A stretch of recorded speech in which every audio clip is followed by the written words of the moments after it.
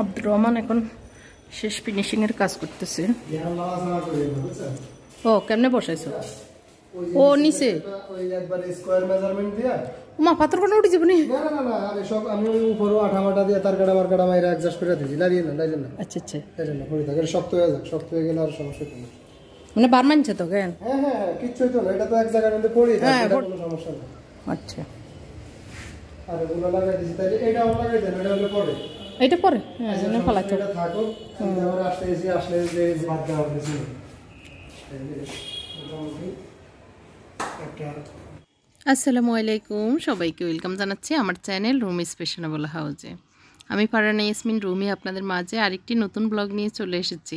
আজকের ব্লগটিও থাকছে আমার ঘরের কাজকর্ম আর রান্না বান্না।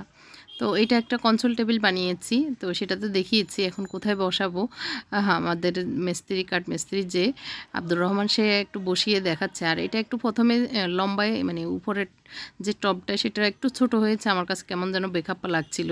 তো সেজন্য আমি আরও 3 ইঞ্চি করে দুই সাইডে একটু লম্বা করে দিয়েছি, যেটা এখন জয়েন্ট দিয়েও ঠিক করে দিয়েছে। তো এখন লাস্টে তো একটু ফিনিশিংয়ে টুকটাক যেগুলি চোখে লাগতেছে, একটু টুকটাক জিনিস করানো দরকার, সেগুলি করাচ্ছি। তো আরও যদি কিছু দরকার হয় সেটা তো পরে আবার ওরা আসেই করবে। তো এখন ওরা চলে যাওয়ার পরে এই যে এখানে আবার বক্স সিস্টেম রেখেছি, যাতে করে এটা মানে ডয়ের সিস্টেম হলো একদম ছোট হতো, আর বন্ধ করে দিলে তো একটা জায়গা বন্ধ হয়ে যাবে। এই জন্য আমি মানে আব্দুর রহমানকে বললাম যে তুমি ইয়ে করো, ওইটার উপরের টপটা আলাদা রাখো, আমি যেন টুকটাক জিনিস রাখতে পারি। এই জন্য এভাবে রেখেছি। আসলে মাথা খাটিয়ে একটু কাজ করলে অনেক কিছুই কাজে লাগানো যায়। আপনারা আমার চেয়ে অনেক বুদ্ধিমান, আমার যারা ভিডিও দেখেন অনেকেই আপনারা ঘরবাড়ি করেছেন, তো আমাকেও পরামর্শ দিয়েন কিভাবে করলে আরও বেশি ভালো হবে। যদিও আমার ভাগ্যে আরও 3টা ফ্ল্যাট ছিল, করেছিলাম, কিন্তু ভাগ্যের পরিহাস ওগুলি আসলে নসিবে ছিল না, যার কারণে ওগুলি আমার কাছে আর নাই, ছেড়ে দিতে হয়েছে। তো ওগুলিও আমি আমার মনের মাধুরী মিশিয়ে অনেক কষ্ট, একদম মেহনত ঘাম জড়িয়ে কষ্ট করে তৈরি করেছিলাম। কিন্তু ওই যে বলে না, নসিবে না থাকলে যত কষ্টই হোক না কেন সেটা থাকে না, এই আর কি। যাই হোক, তারপর আল্লাহর দরবারে শুকরিয়া আদায় করি সব সময়, যে আল্লাহ যখন যেভাবে রেখেছেন আল্লাহর দরবারে শুকরিয়া আদায় করি যে অনেকের চেয়ে তো অনেক বেশি ভালো রেখেছেন।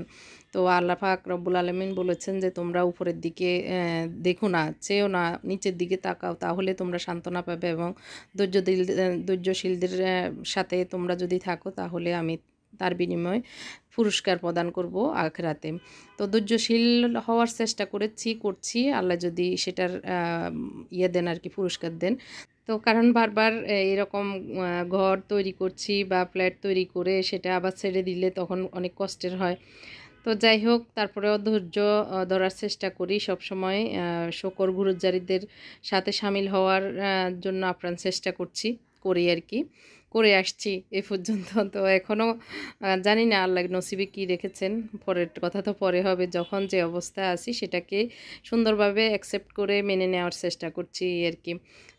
সকালে একটু থালা বাসনগুলো ধুয়ে নিয়েছি, এখন একটু মুরগির গোশত কুটে নিচ্ছি, আর অন্য কিছু রান্না করব না। পোলাও একটু বসিয়েছি, আর অল্প একটু মুরগির গোশত দিয়ে সবজি রান্না করব, মানে আলু আর পাতাকপি ছিল, সেগুলিকে দেখতে পেরেছেন কুটে নিয়েছি। তো এখন পাতাকপি দিয়ে আলু দিয়ে একটু পেঁয়াজ বেশি করে দিয়ে একটু ঝোল ঝোল করে, আমার মুনতাসির আবার ঝোল করে রান্না করতে বলে দিয়েছে, একটু ঝোল ঝোল করে রান্না করে নিতে। আর আমার হাজব্যান্ডের রিকোয়ারমেন্ট থাকে যে একটু মশলাপাতি কম দিয়ে একদম হালকা লাইট রান্না করতে আর কি। উনি ওই যে সৌদি আরব ছিল, তো আরবিরা কিন্তু একদম খুব ঝাল কম মশলা কম এরকম রান্নাই খান, মানে এরকমই খায় আর কি। তো সেই হিসেবে উনি ওইটাই পছন্দ করেন, আর এমনি ফ্যাটের জন্য উনি বেশি মশলাপাতি বা ঝাল টালওয়ালা তরকারি খেতে পারেন না। তো সেভাবেই রান্না করার চেষ্টা করছি আর কি, ওরই সবসময়। তো যাই হোক, একদম সহজ পদ্ধতিতে রান্না, অনেক যে কঠিন সময় বেশি করে নিয়ে রান্না করা সেটা না। তো এই তো পেঁয়াজ রসুন একটু কুচি করে নিচ্ছি আমার চপারে।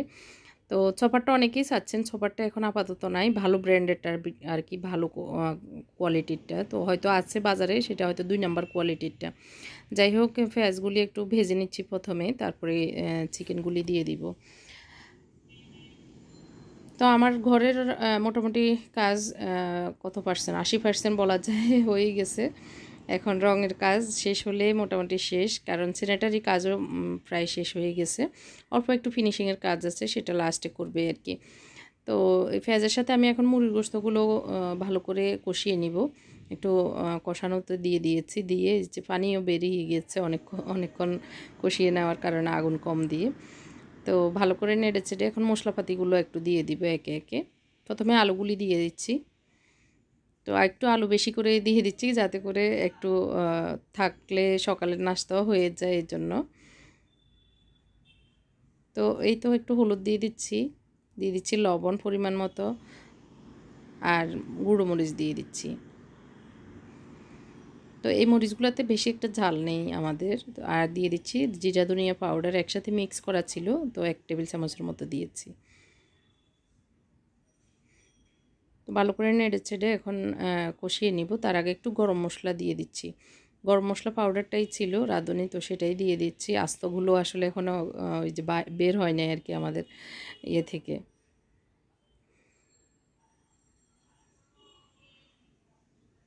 তো যেহেতু আগে কষিয়ে নিয়েছিলাম একটু, তো পাতাকপিগুলো একসাথে দিয়ে দিচ্ছি।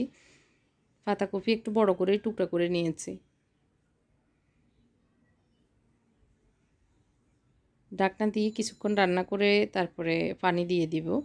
তো এখন পানি দিয়ে দিচ্ছি, একটু বেশি করে দিয়ে দিচ্ছি। এটার ভিতরে আস্তে মিডিয়াম আগুনে, একদম বেশি হাই হিট না, লোয়ের থেকে একটু বেশি করে আগুন দিয়ে আস্তে আস্তে এটা রান্নাটা করে নিব, যাতে করে ঝোল থাকে আর কি। তরকারিটা হতে হতে চলেন আপনাদেরকে নিয়ে যাই ফাঁসির বাসায় কি কি কাজ হয়েছে, কতটুকু হয়েছে একটু দেখিয়ে দিই। আমাদের কাঠের কাজ সম্পূর্ণ শেষ, মানে কাঠের কাজ করা আর কি। আমাদের রং করার আলকারিম মারা, আমি তো ডোকো স্প্রে করব। ডোকো বলতে আমি টাকার সাশ্রয়ের জন্য মানে ভিতরে স্প্রে দিব না, ভিতরের জাস্ট লেকার করে দিব আর কি, হাতে যেটা করে সেটা করব। আর বাইরের মুখগুলো শুধু আমি স্প্রে করাবো। তো অনেকেই প্রশ্ন করেছেন যে আপু কোন বোর্ড ইউজ করেছেন। তো আমি উপরে হচ্ছে গর্জন প্লাই দিয়েছি, আর নিচে রান্নাঘরে, বিশেষ করে রান্নাঘরে নিচে পিভিসি বোর্ড দিয়েছি, যেটাকে প্লাস্টিক বোর্ড বলে, যে প্লাস্টিক বোর্ড।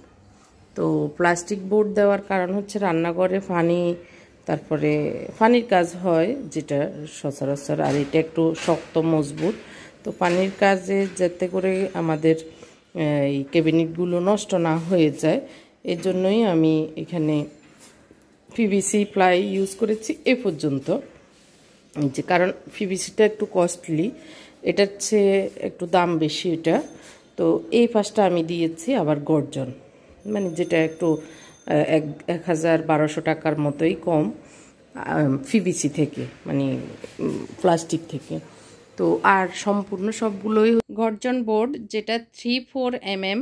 আমি উপরে সবগুলোই বা আমাদের রুম টুম যে যে জায়গায় কাঠের কাজ করিয়েছি সব গর্জন দিয়েছি।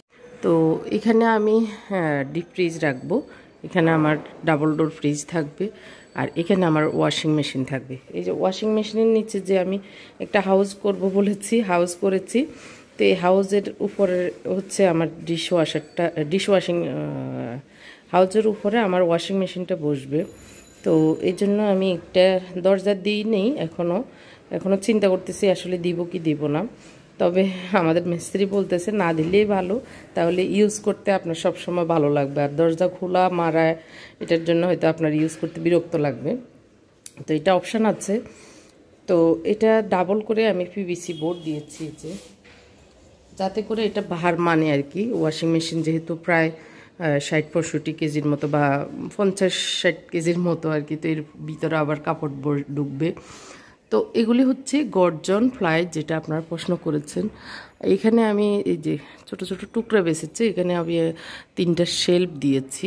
যদিও প্রথমে আসলে এতদিন আমার ভিডিও করা হয়নি, আমি বাইরে দৌড়াদৌড়ির কারণে। এই সাইডে আমি এই সেলফগুলো এভাবে দিয়েছিলাম, এভাবে। তো 4টা এভাবে দেওয়াতে আমার কাছে ভালো লাগেনি, বেশি ঘন ঘন হয়েছে, আবার দেখতেও যেন কেমন লেগেছিল। তো এর জন্য আমি এখন এই পাশে এই মুখী করে দিয়েছি, যাতে করে জিনিসপত্র টুকটাক একটু জিনিস রাখার জন্য আর কি। আর রান্নাঘরটা আমি এভাবে একটা মানে প্লাই দিয়ে রান্নাঘরটা যে সেপারেট, এটা রান্নাঘর, এটা গেটের মতো করে দিয়েছি। আমি একটু ছোট দেখতে সুবিধা হবে। তো এখানে এই জিনিসটা দেওয়ার একটা কারণ, সেটা হচ্ছে পর্দা অথবা আমি এখানে স্লাইডিং করে দেওয়ার প্ল্যান থেকে এটা করেছি।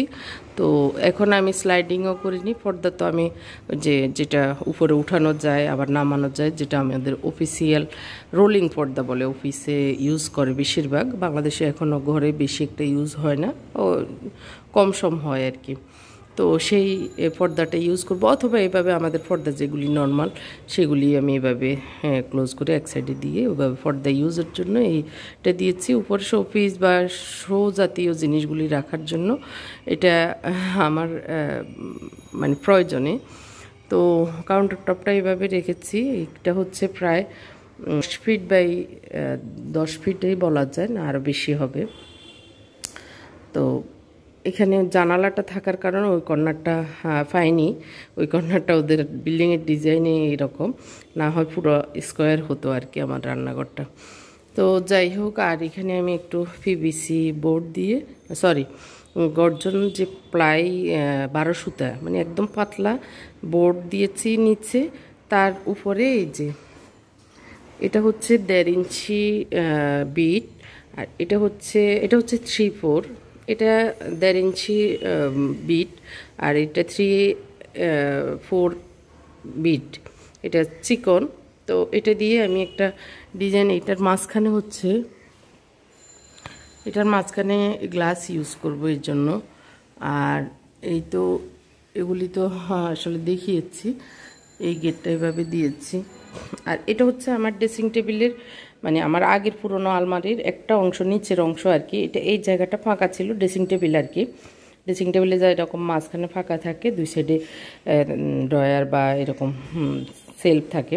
তো এটা আর একটু লম্বা ছিল, তো আমি এটাকে উপরের পাটটা খুলে এটাকে এই ফার্স্টটাকে এদিকে এনে ছোট করে নিয়েছি, মানে ফাঁকাটা ছোট করে দিয়েছি, জাস্ট এগুলি তো আলাদা আলাদা থাকে, এটা ঢুকাই দিয়েছি। আর এখানে একটা পাল্লা দিয়েছি। এখানে এই বেসিংয়ের কাজের সুবিধার্থে আমি হচ্ছে এই জায়গাটা এখন ফাঁকা করে দিয়েছি কাটিয়ে আর কি, কারণ এখানে আমি কিছু রাখতে পারবো, বাট ওখানে পরিষ্কারও করা যাবে। আবার এই যে লাইনগুলি আমি আবার সবগুলো লাইন এরকম উপরে দিয়েছি, নিচে দিইনি, ফ্লোরটা ফাঁকা রেখেছি। কারণ আমার এখানে একটা প্ল্যান ছিল যে আমি এভাবে মানে ওয়ালের সাথে অ্যাডজাস্ট করে ক্যাবিনেট করব। পরে যখন আমার এটা বেঁচে গিয়েছে, এটা কোথাও কাজে লাগানো দরকার, তো এই জন্যই এটাতে কাজে লাগিয়ে দিয়েছি। অনেকে বলেছেন নতুন আলমারি তৈরি করেন, পুরনোগুলো, তো পুরনো জিনিস কাজে লাগানো এক, রং করলে দেখা যাবে না আর বোঝাই যাবে না এটা পুরনো। আরেক কথা হচ্ছে টাকারও সাশ্রয়, অনেক বোনেরা আবার সেটাও বলেছেন। তো ধন্যবাদ সবাইকে। বেসিংয়ের ব্যাপারটা আমি বলবো, এখানে আমি যে আমাদের পিভিসি রান্নাঘরের বোর্ডগুলো টুকরা টাকরা বেঁচে গিয়েছিল, সেগুলি দিয়ে আমি আমার টয়লেটের ক্যাবিনেটগুলি করেছি। এখানে মুনতাসিরের রুমের বাথরুমের এই যে প্রিন্টার সাথে ফুলের সাথে ব্লু কালার ম্যাচিং হয়, আর ওর রুমটা একটু ব্লু থিম রেখেছি, এর জন্য ব্লু বেসিং দিয়েছি। যদিও এখানে একদম ডার্ক ব্লু আসতেছে, একটু লাইট ব্লুর সাথে আমি গোল্ডেন কম্বিনেশন রেখেছি। এখানে গ্লাস হবে, এটা আমার আগের সৌদি থেকে আনা মিরর ফ্রেম আর কি। তো এইগুলি নিচে করাতে সাশ্রয়ী হয়েছে, আবার দেখতেও সুন্দর লাগতেছে, আনকমন মনে হচ্ছে। এই যে এগুলির ফিটিংস হচ্ছে এভাবে এসছে।